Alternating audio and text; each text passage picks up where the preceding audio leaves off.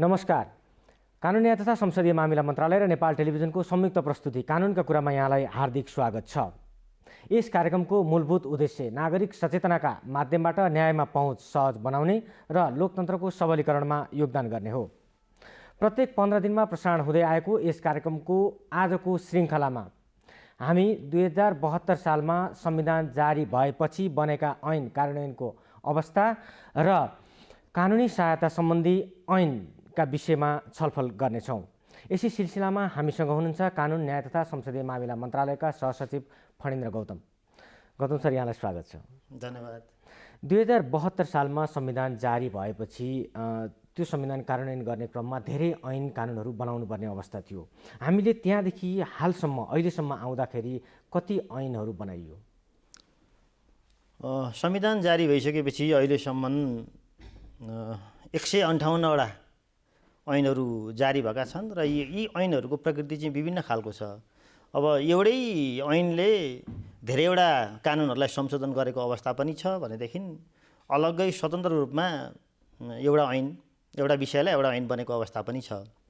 तर संविधान कार्यान्वयन गर्नका लागि जस्तै मौलिक हक कार्यान्वयन भयो, संहिता सम्बन्धी अरू संवैधानिक व्यवस्थाहरू कार्यान्वयन गर्नलाई र संविधानका अरू व्यवस्थाहरूलाई कार्यान्वयन गर्नका लागि 158वटा कानुन चाहिँ हामीले बनाएका छौँ र त्यसै गरी विभिन्न किसिम समयमा अब अध्यादेशहरू, त्यस्तै गरी प्रदेश र स्थानीय तहलाई नमुना कानुनहरू पनि यो बिचमा चाहिँ हामीले बनाएर चाहिँ हामीले पठाएर सहजीकरण गरेका छौँ। हजुर, यो छोटो अवधिमा एकदम धेरै कानुनहरू बनाउनु पर्ने एउटा चुनौती थियो र त्यो चाहिँ एउटा सफलतापूर्वक सम्पन्न पनि भएको छ र कानुन मन्त्रालयले एउटा जुन नेतृत्वदायी भूमिका निर्वाह गरेको छ। यो कसरी सम्भव भयो? यति थोरै अवधिमा यति धेरै 158वटा ऐन मात्रै बने, अरू पनि नीतिहरू बने, कतिपय चाहिँ अध्यादेशहरू पनि आए या प्रदेशहरूसँग समन्वय गर्ने काम पनि भयो।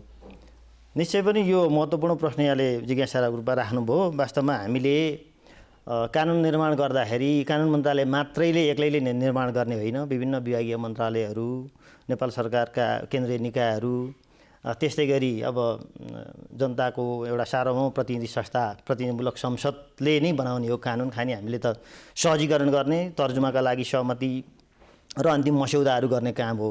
तर यो बिचमा चाहिँ हामीले अलिकति बढी नै मेहनत गऱ्यौँ र विभिन्न मन्त्रालय, केन्द्रीय निकायहरूको समेत सहयोगमा, किनभने कतिपय नीतिगत विषयहरू जुन विषयमा कानुन मन्त्रालय स्वयं चाहिँ विज्ञ हुन सक्दैन, ती विषयहरूमा विभागीय मन्त्रालयहरूले बनाउनु भएका मस्यौदाहरूलाई कानुनी एउटा ढाँचामा राखेर कानुनी भाषामा चाहिँ त्यसलाई रूपान्तरण गरेर हामीले सहजीकरण गऱ्यौँ र यो बनाउन सम्भव भयो। यसका लागि धेरै नै एउटा निकायको धेरै ठुलो मेहनत छ र म कानुन मन्त्रालय मात्रैको प्रयासले बनेको चाहिँ भन्दिनँ। हजुर, अनि यी ऐन जुन बने, कानुन जति बनेका छन्, यिनको कार्यान्वयनको अवस्था चाहिँ यहाँहरूले कसरी हेर्नुभएको छ? कार्यान्वयनको अवस्था सामान्यतया जुन मन्त्रालय अन्तर्गतका कानुनहरू हुन्छन् ती मन्त्रालयले नै हेर्ने हो। अब यसरी कुरा गर्दाखेरि जस्तै भनौँ खेलकुदसँग सम्बन्धित विषय भयो भने हाम्रो खेलकुदसँग सम्बन्धित हेर्ने अलग्गै मन्त्रालय छ, त्यसले गर्छ। ऊर्जासँग सम्बन्धित, ऊर्जा जलस्रोतसँग सम्बन्धित भए त्यो मन्त्रालयले गर्छ। त्यस्तै गरी अरू विषयगत मन्त्रालयहरूले नै हेर्ने हो मूल रूपमा। तर हामीले कानुन कार्यान्वयन गर्ने भनेर भनिराख्दाखेरि कानुन एउटा ऐन आयो भने ऐन स्वयंमा कार्यान्वयन नहुने अवस्था रहन्छ। त्यतिखेर त्यो ऐन अन्तर्गत कतिपय व्यवस्थाहरू प्रत्याजित विधायन भन्छौँ हामीले। संसद स्वयंले सबै कुरा नीतिगिटीमा गएर कानुन बनाउन नसक्ने एउटा व्यावहारिकतालाई विचार गरेर नेपाल सरकारलाई नियम बनाउने अधिकार प्रत्यार्जन गरेको हुन्छ भने कतिपय सम्बन्धित निकायलाई चाहिँ कतिपय अवस्थामा निर्देशिकाहरू बनाउने, दिग्दर्शनहरू बनाउने लगायतका अधिकार प्रत्यार्जन गरेको हुन्छ। यसरी कानुन कार्यान्वयन गर्ने भनेको चाहिँ एकदम लामो प्रक्रिया हो। कानुन निर्माण पनि स्वयंमा एउटा लामो प्रक्रिया हो भने कानुन कार्यान्वयन गर्ने चरणमा बन्नुपर्ने अरू नियमावलीहरू, निर्देशिकाहरूको प्रक्रिया पनि हुन्छ। त्यसै कारणले हाम्रो मन्त्रालयले गर्ने भनेको चाहिँ ऐनको अन्तिम मस्यौदा गर्ने, त्यस पछाडि नियमावलीहरूको मस्यौदा गर्ने र नेपाल सरकारका विभिन्न निकायहरूलाई सहजीकरण गर्ने काम हो। र समग्र रूपमा कानुन कार्यान्वयनको जिम्मा चाहिँ विभागीय मन्त्रालयहरूले नै लिन्छ। जस्तै अब हामीले कानुन मन्त्रालयको हकमा कुरा गर्ने हो भने नेपालको न्याय र कानुनसँग सम्बन्धित विषयहरूका हकमा हामी स्वयं जिम्मेवार हुन्छौँ। जस्तै अब उदाहरण दिएर भन्नुपर्दा मुलुकी देवानी संहिता, फौजदारी संहिता, न्याय प्रशासन सम्बन्धी ऐनहरू, अदालतसँग सम्बन्धित कतिपय विषयहरू, ती विषयहरू चाहिँ हामी स्वयंले कार्यान्वयन गर्ने र त्यो कार्यान्वयन गर्न पठाउने अब सर्वोच्च अदालतको सहमतिका साथ पठाउने त्यस्तो प्रचलन हामीसँग रहेको छ। हजुर, अब हामी यो कानुनी सहायता सम्बन्धी ऐनका विषयमा कुरा गरौँ। यो ऐन र योसँग सम्बन्धित एउटा नीति पनि आइसकेको छ। यसमा चाहिँ खास यो ऐन र नीतिको मुख्य उद्देश्य चाहिँ के हो, यो किन आवश्यक पर्यो? कानुनी सहायताको विषय चाहिँ नेपालमा यो 2047 सालको संविधान पछाडि एउटा संवैधानिक उसको रूपमा आएको हो, मान्यताको रूपमा आएको हो। सुरुमा आउँदाखेरि यसलाई मौलिक हकको रूपमा नभइकन एउटा कानुनी अधिकारको रूपमा अथवा निर्देशक सिद्धान्तको रूपमा मात्रै आएको थियो र त्यसलाई चाहिँ 2054 सालमा ऐन आइसकेपछि एउटा जनताको कानुनी अधिकारको रूपमा यो रहेको थियो। तर अन्तरिम संविधान 2063 र अहिलेको वर्तमान संविधान आइसकेपछि चाहिँ असमर्थ पक्षले निःशुल्क रूपमा कानुनी सहायता लिन पाउने कुरालाई चाहिँ मौलिक एउटा अधिकारको रूपमा संविधान व्यवस्था भएर आएको छ। त्यसो भएको हुनाले त्यो सन्दर्भलाई विचार गरेर हामीले कानुनी सहायता सम्बन्धी ऐनलाई परिमार्जन गर्ने क्रममा अहिले हामी रहेका छौँ र गत वर्ष मात्रै नेपाल सरकारले संविधानको त्यही नयाँ जुन व्यवस्था मैले भने त्यो व्यवस्था अनुसार गर्नका लागि एउटा एकीकृत कानुनी सहायता नीति 2076 भनेर पास गरेको छ र त्यो स्वीकृत गरेको नीति कार्यान्वयन गर्नका लागि अहिले हामी विधेयक मस्यौदा गर्ने र त्यसलाई चाहिँ छलफल साथ त्यसलाई परिमार्जन गरेर नेपाल सरकार मन्त्री परिषद समक्ष एउटा विधेयकको मस्यौदा पेश गर्ने क्रममा हामी रहेका छौँ र त्यो यो अहिलेको कानुनी सहायताको जुन संवैधानिक व्यवस्था हो यसले चाहिँ असमर्थ पक्षलाई निःशुल्क कानुनी सहायता लिन पाउने भन्ने व्यवस्था गरेको छ र यो भनेको चाहिँ के हो भन्दाखेरि अब आम रूपमा सबै व्यक्तिलाई राज्यले निःशुल्क कानुनी सहायता दिएर सम्भव छैन। त्यस हुनाले पहिले असमर्थ पक्षको व्याख्या हुनु पर्यो। के हो असमर्थ पक्ष भनेको? कसले पाउने हो?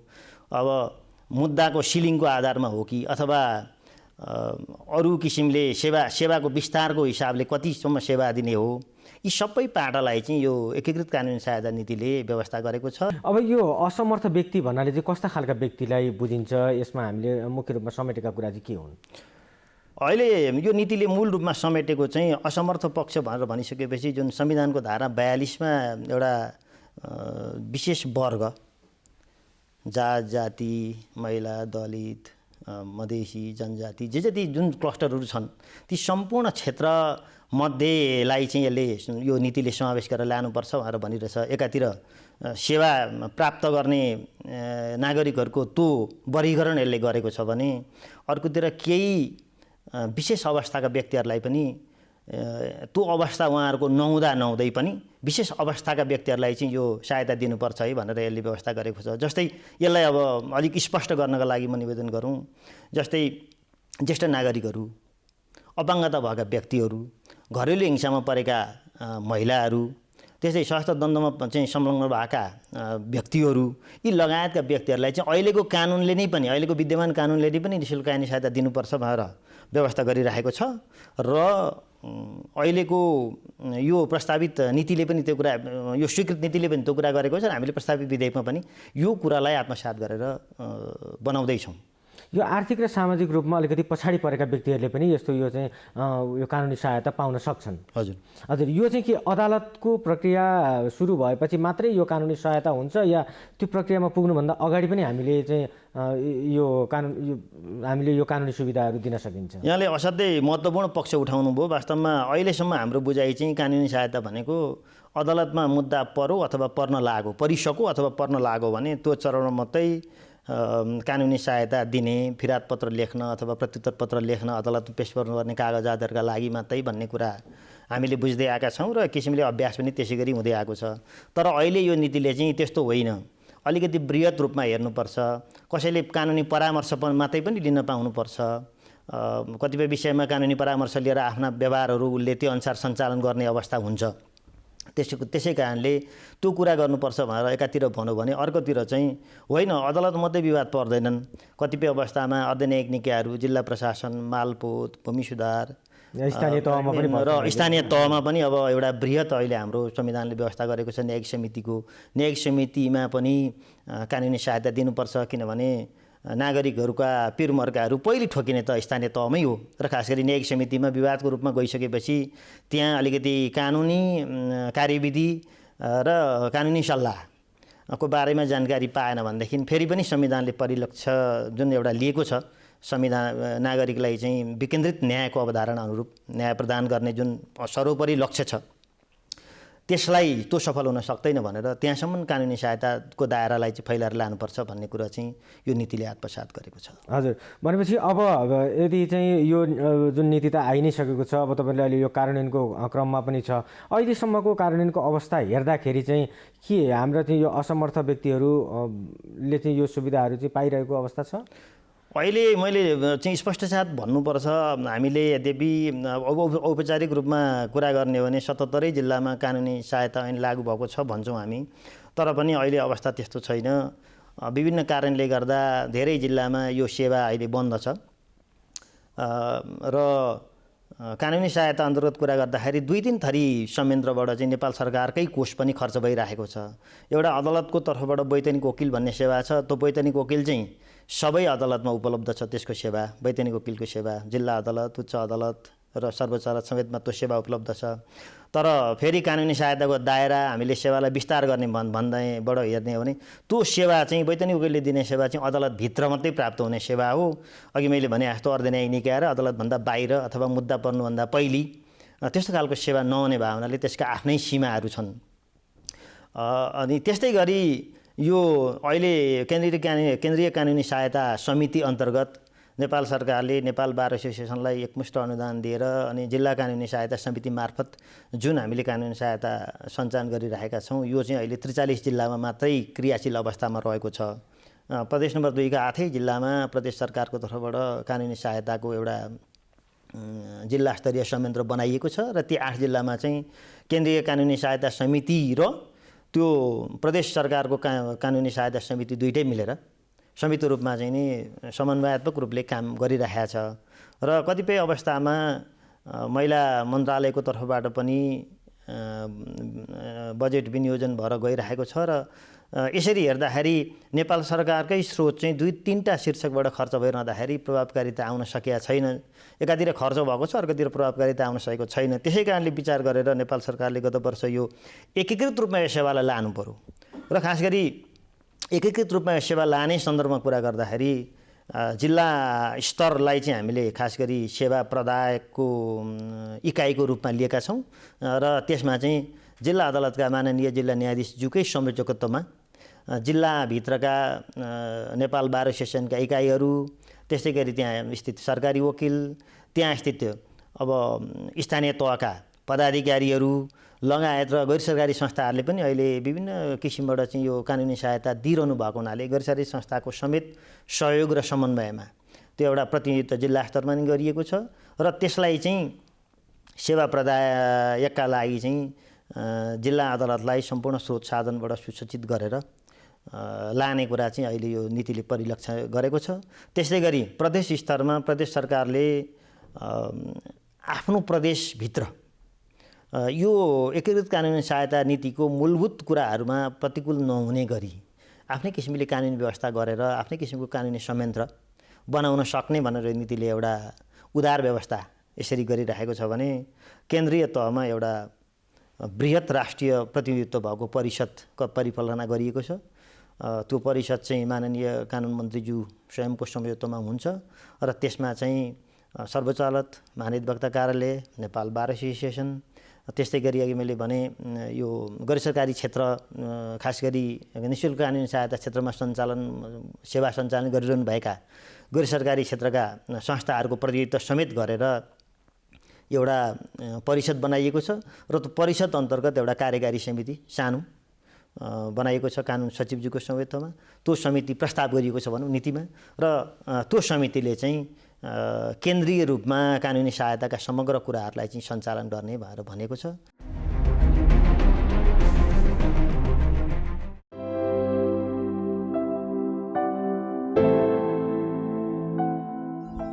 कतै नै मामा बजार जान लाग्यो हजुर, पानी दिनुहोस् न। ल खाऊ। ल ल ल अनि के गरे त्यो? आफूले पानी खानबाट दिएपछि होइन अब मान्छे मान्छे पनि कहीँ छोइन्छ त? हामी सबै एउटै ईश्वरका सन्तान हौँ, सबैको रगत राखेको छ। जातीय आधारमा को ठुलो को सानो छुत अछुत केही हुँदैन। कसैले कसैलाई धर्म, संस्कृति, रीतिरिवाज, जातीय सम्प्रदाय, पेसा र व्यवसाय अनि शारीरिक अवस्था वा सामाजिक समुदायको उत्पत्तिका आधारमा भेदभाव गरे। सार्वजनिक धार्मिक स्थलमा प्रवेश गर्न रोक लगाए। पानी पँधेरो प्रयोग गर्न वञ्चित गरेमा त्यस्तो कार्यलाई कानुनले अपराध मानेको छ। त्यस्तो अपराध गर्नेलाई 3 वर्षसम्मको कैद, 30,000 रुपियाँसम्मको जरिवाना वा दुवै सजाय हुन सक्छ। अझ हाम्रो छोराछोरी जस्तै राष्ट्र सेवकले यस्तो कसुर गरे भने त थप 3 महिनाको कैद सजाय हुन्छ। नेपाल सरकार, कानुन न्याय तथा संसदीय मामिला मन्त्रालय। केन्द्रीय स्तरमा चाहिँ जुन परिषदको व्यवस्था गरिएको छ, त्यो परिषदले चाहिँ अन्य यो प्रदेशसँग पनि समन्वय गरेर काम गर्छ कि उसको छुट्टै र यसको छुट्टै हुन्छ? प्रदेशसँग पनि समन्वय गर्नुपर्छ, किनभने त्यो प्रदेशसँग समन्वय भएन भनेदेखि त फेरि अहिले हामीले 2-3टा कुरा भनेका छौँ। एउटा चाहिँ एकीकृत तथ्याङ्क प्रणाली पनि भएन, सेवा त दियो विभिन्न रूपमा टुटे फुटे र एकीकृत तथ्याङ्क पनि भएन। कुन नागरिकले कुन मुद्दामा कस्तो खालको कानुनी सहायता प्राप्त गर्नुभयो भन्ने कुरो एकातिर भएन भने अर्कोतिर प्राप्त गरेको सेवाको गुणस्तर कस्तो रह्यो त, गुणस्तरको पाटो पनि हामीले बुझ्न सकेनौँ। त्यसै कारणले गुणस्तर कायम गर्ने कुरा अनि कोड अफ कन्डक्ट लगायत उहाँहरूलाई चाहिँ सर्टेन एउटा नर्म्समा हिँडाउने कुरा, त्यस्तै गरी एकीकृत तथ्याङ्क कायम राख्ने कुरा र जे जति उपलब्ध सीमित स्रोत छ त्यसको चाहिँ सर्वोत्तम उपयोग हुने कुरा, यी कुराहरूलाई मूल रूपमा राखेर हामीले गरेको हुनाले निश्चय पनि प्रदेश र केन्द्र सरकारले समन्वय नै गरेर जानुपर्ने कुरो त यसले दर्शाइ नै हाल्छ। त्यही कुरो यसमा परिलक्षित भएको छ र हाम्रो विधेयकमा छुँदा पनि त्यही लाइनबाट हामीहरू गर्दैछौँ। अब यो सबै नागरिकलाई यो निःशुल्क रूपमा यो कानुनी सहायता उपलब्ध त गराउन सम्भव छैन भनेर यहाँले भनिसक्नुभयो, तर चाहिँ हामीले यो असमर्थ व्यक्ति भनेर पहिचान चाहिँ कसले गर्ने, कि स्थानीय तहले गर्ने हो कि या कसले गर्छ? अहिलेको कानुनी व्यवस्था चाहिँ स्थानीय तहले सिफारिस गर्ने भन्ने हो। स्थानीय तह तत्कालीन अवस्थामा यो नगरपालिका र गाउँ विकास समितिले सिफारिस गर्ने व्यवस्था थियो र त्यहाँ अहिले अब यो नियमावली कानुनी सहायता नियमावलीकै व्यवस्था कुरा गर्ने भने वार्षिक 40,000 रुपियाँभन्दा कम आयो भने व्यक्तिलाई चाहिँ दिनुपर्ने भन्ने थियो। तर अब यो व्यवस्था आफैमा अव्यावहारिक भइसकेको छ। यसलाई हामी लिएर परिवर्तन, यसलाई संशोधन गर्नुपर्छ भन्ने कुरो यही नीतिले पनि दर्शाइसकेको छ र विभिन्न समयमा भएका अरू संशोधनहरू जस्तै ज्येष्ठ नागरिकसँग सम्बन्धित ऐनमा भएको संशोधन, त्यस पछाडि घरेलु हिंसासँग सम्बन्धित ऐनमा भएको संशोधनले गरेको व्यवस्था अनि अपाङ्गता भएका व्यक्तिहरूको अधिकार सम्बन्धी ऐनले गरेको व्यवस्था अनुसार त्यो सिलिङ नभए पनि, त्यो सिलिङभन्दा बढी नै आम्दानी भएको नागरिकलाई पनि यस्तो अवस्था परेमा दिनुपर्छ, यस्तो वर्गलाई दिनुपर्छ भन्ने कुरो भएको हुनाले त्यो आफैमा असान्दर्भिक भइसकेको छ। त्यसैले अब हामीले बनाउँदाखेरि चाहिँ निश्चय पनि एउटा आम्दानीको सिलिङ पनि एउटा आधार हुनसक्छ र त्यस्तै गरी मुद्दा कुनै खास प्रकृतिका मुद्दाहरूमा हामीले चाहिँ जस्तोसुकै आम्दानीको स्रोत जे जस्तो भएको नागरिकलाई पनि सेवा दिनुपर्छ भन्ने अर्को हामीले व्यवस्था यो नीतिले परिभाषित गरेको छ। त्यसलाई हामीले ऐनमा राख्नुपर्ने हुन्छ भने कतिपय अवस्थामा अब सेवाग्राही नागरिकहरू जो विशेष अवस्थामा हुनुहुन्छ ती नागरिकहरूलाई चाहिँ विशेष रूपमा सेवा प्रदान गर्नलाई यसले निःशुल्क रूपमा दिनुपर्छ भनेर चाहिँ यसले पर्याप्त सङ्केत गरेको छ। त्यसै अनुसार हामी कानुनमा व्यवस्था पनि गर्दैछौँ। र यो कुरो मैले निवेदन गरिरहँदाखेरि फेरि पनि भन्छु, धारा 42 अन्तर्गतको जुन एउटा बृहत चाहिँ क्षेत्र छ त्यो क्षेत्रलाई नै मूल मर्म मानेर हामी चाहिँ अगाडि बढाउँदैछौँ। यो कानुनी सहायता प्राप्त गर्ने व्यक्तिले निर्वाह गर्नुपर्ने दायित्व पनि कुनै हुन्छ? निश्चय पनि अब उहाँहरूले अहिलेको व्यवस्था के छ भन्दाखेरि अहिलेको कानुनी व्यवस्था अनुसार यदि उहाँहरूले कानुनी सहायता प्राप्त गरेर कुनै मुद्दाहरू जित्नुभयो, त्यो गर्नुभयो भनेदेखि चाहिँ उहाँहरूले चाहिँ नि केही त्यो कानुनी सहायता समितिलाई पनि सहयोग गर्ने भन्ने खालको व्यवस्था त अहिले पनि छ। तर अहिले अब हामीले प्रस्तावित उसमा नीतिमा चाहिँ त्यो कुरा राखेका छैनौँ। अब कानुनी सहायता प्राप्त गर्दाखेरि उहाँहरूले पालन गर्नुपर्ने कुरा त के हो भन्दाखेरि उहाँहरूले एउटा जेन्युन रूपमा त्यो प्राप्त स्रोतलाई उपयोग गर्नु पर्यो, यसको दुरुपयोग गर्दिन भएन। किन भन्दाखेरि राज्यले जुन स्रोत उपलब्ध गराइरहेको छ त्यो स्रोत आफैमा महत्त्वपूर्ण स्रोत हो, सानो सहयोग भए पनि त्यो महत्त्वपूर्ण रूपमा हो। र अहिले यो नीतिले भनेको चाहिँ खालि अदालतमा लाग्ने शुल्क तिर्दिने र अथवा अर्धन्यायिक निकायमा अघि जुन मैले भने त्यो मात्रै होइन, जस्तै कोही व्यक्ति मानसिक पीडामा हुनुहुन्छ, अब कुनै अपराधको पीडित भएको कारणले अथवा अन्य कुनै कारणले भने त्यो कानुनी सहायता लिन आउँदाखेरि, निःशुल्क कानुनी सहायता लिन आउँदाखेरि उहाँलाई मनोसामाजिक परामर्श लगायतका कुरा पनि दिनुपर्छ है। खालि कानुनी कुरा मात्रै उहाँलाई गरेर पठाउँदाखेरि चाहिँ उहाँले सही रूपमा आफ्नो बारेमा निर्णय गर्न नसक्ने अवस्था पनि पर्छ कि। त्यो भएको हुनाले अलि बृहत ढङ्गले यो नीतिले चाहिँ कानुनी सहायताको सेवालाई परिभाषित गर्न खोजेको छ। अब यो सामान्यतया यो निःशुल्क कानुनी परामर्श दिँदाखेरि या सेवा दिँदाखेरि एउटा पीडित पक्षले न्याय पाओस् भन्ने चाहिँ यो कानुनको र नीतिको चाहिँ एउटा मनसाय देखिन्छ। तर कुनै व्यक्ति पीडित हो या होइन भनेर पूर्व पहिचान चाहिँ हामीले कसरी गर्ने? अब सामान्यतया के हो भन्दाखेरि कानुनी सहायताका लागि चाहिँ म कानुनी सहायता पाउन योग्य हुँ भनेर सुरु दाबी चाहिँ सम्बन्धित नागरिकले गर्नुपर्छ। यसै त कसैलाई पनि थाहा हुँदैन, न त कानुन मन्त्रालय अथवा केन्द्रीय कानुनी सहायता समितिलाई थाहा हुन्छ, न त प्रदेश सरकारले जे संयन्त्र भोलि बनाउला न त त्यो संयन्त्र स्वयंलाई थाहा हुन्छ, न त जुन मैले भने जिल्ला स्थित हामीले भन्यौँ त्यो संयन्त्रलाई पनि थाहा हुँदैन। पहिलो कुरो त नागरिकले भन्नु पर्यो। नागरिकले भन्नका लागि नागरिकलाई जानकारी हुनु पर्यो कि मलाई यस्तो सुविधा पनि छ भनेर। एउटा विडम्बनापूर्ण तथ्याङ्क तपाईँलाई म निवेदन गरौँ। केही वर्ष अगाडि कानुन मन्त्रालयले एउटा बेसलाइन सर्वे गर्यो। त्यो सर्वेक्षण अनुसार झन्डै 88% नागरिकलाई कानुनी सहायताको एउटा हक अधिकार छ भन्ने कुरो थाहा थिएन। हुन त यो संविधान बन्ने बित्तिकैको हाराहारी त्यही बेलाको सर्वेक्षण भएको हुनाले अब संवैधानिक व्यवस्थाको त्यति राम्रो प्रसार भइ नसकेको अवस्था भएकाले त्यति सीमित त्यो तथ्याङ्क आयो भन्ने कुरो हामीसँग छ। तर त्यति नै मान्दा पनि त्यो 12% मात्रै नागरिकलाई त्यो थाहा हुनु भनेको असाध्यै एउटा असाध्यै चिन्ताको विषय हो। त्यसै कारणले अहिले पछिल्ला दिनमा कानुन मन्त्रालयले, महाधिवक्ता अधिवक्ता कार्यालयले, सर्वोच्च अदालतले, अन्य गैर सरकारी संस्थाहरूले समेत चाहिँ यो यस्तो छ है, यस्तो सुविधा छ भनेर एउटा मिसनको रूपमा सबैले आफ्नो तर्फबाट प्रयास गरिरहेका छौँ। हामीले पहिलो कुरो त नागरिकलाई जानकारी हुनुपर्छ कि मलाई यस्तो अधिकार छ र म यस्तो अवस्थामा भएँ भने असमर्थ हुन सक्छु र मैले यस्तो सुविधा पाउँछु, त्यो पनि एउटा आफ्नो अधिकारको रूपमा दाबी गरेर पाउँछु भन्ने जानकारी भयो भने मात्रै यो कुरो प्राप्त हुने भएको हुनाले पहिलो अहिले हाम्रो चुनौती चाहिँ सबै नागरिकहरूलाई यो सेवा छ भन्ने जानकारी दिने, जसबाट के हुनसक्छ भनेदेखि उहाँले म यस्तो अधिकार रहेछ मैले दाबी गर्नुपर्छ भन्ने भएपछि मात्रै यो ऐनको चाहिँ अथवा यो व्यवस्थाको प्रभावकारी कार्यान्वयन गर्न सकिन्छ। हजुर, अब हामी लगभग कार्यक्रमको अन्त्यमा पनि छौँ। अब जुन यहाँले भन्नुभयो एकदम सीमित व्यक्तिलाई मात्रै यो थाहा छ, यो निःशुल्क कानुनी सेवा पाइने रहेछ भन्ने कुरा चाहिँ एउटा तथ्याङ्कले नै देखाइसक्यो। अब हामीले यो 75 जिल्लामा यसको सेवा पुर्याउन र चाहिँ यो सबै नागरिकलाई यस्तो सेवा पनि छ भनेर बुझाउन, साथै नागरिकले अब कहाँ गएर कसरी सेवा लिने भन्नका लागि यहाँले के सुझाव दिनुहुन्छ? अब हामीले अहिले सोचिराखेको चाहिँ जस्तै अब यो नीति बमोजिम ऐन तर्जुमा गर्ने क्रममै हामीले प्रदेश स्तरमा परामर्श गर्दैछौँ ताकि प्रदेश सरकारले पनि त्यही किसिमले आफ्ना नीतिहरू, आफ्ना ऐनहरू बनाओस्, यो मूल नीतिभन्दा पृथक नहुने गरी, र जिल्ला स्तरमा पनि त्यो कुराहरू थाहा होस्। र त्यसै भएको हुनाले विगत धेरै वर्षदेखि नै कानुन मन्त्रालयले कानुनी सहायता सम्बन्धी ऐनको विषयलाई आफ्नो कानुनी साक्षरता अभियानसँग आबद्ध गर्दै लगेको छ र हामीहरू उच्च मावि अनि गाउँपालिका, नगरपालिका लगायतका निकायहरूमा सिधै कानुन मन्त्रालय गएर पनि गर्ने गरेका छौँ। तर कानुन मन्त्रालय स्वयं सबै ठाउँमा पुग्न सक्दैन, यो हाम्रो आफ्नै सीमितता छ। त्यो भइसकेको हुनाले हामीले प्रदेशको आन्तरिक मामिला तथा कानुन मन्त्रालयसँग पनि समन्वयमा प्रचार गर्ने र यी कुराहरूलाई लैजाने गरिरहेका छौँ। अब अहिले यो नीतिलाई कार्यान्वयन गर्ने सन्दर्भमा एउटा चुनौती चाहिँ मैले के देखिरहेको छु भने अब न्यायिक समितिमा हामीले सेवा लानुपर्ने छ, तर अब कानुनको जनशक्ति त्यति धेरै रूपमा, सघन रूपमा, राष्ट्रव्यापी रूपमा उपस्थित छैन।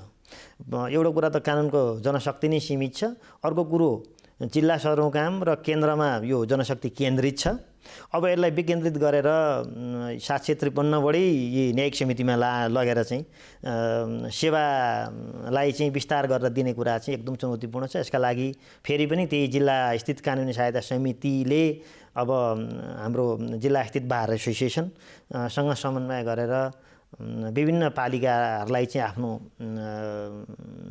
सेवाको दायराभित्र ल्याएर समन्वय गरेर लानुपर्ने हुन्छ। अलिकति चुनौतीपूर्ण काम छ, किनभने हामी जनशक्ति नै थोरै छौँ त्यो हिसाबले। तर अब यो भनेर हामी फेरि सुरु नगरिकन बस्ने अवस्था छैन। त्यसरी चाहिँ हामीले काम गर्नुपर्ने छ, हामी त्यो गर्दैछौँ। हजुर, हस्, यहाँलाई धेरै धेरै धन्यवाद। हस् त, धेरै धेरै धन्यवाद। यो अवसर दिनुभयो यसका लागि धन्यवाद। नमस्कार।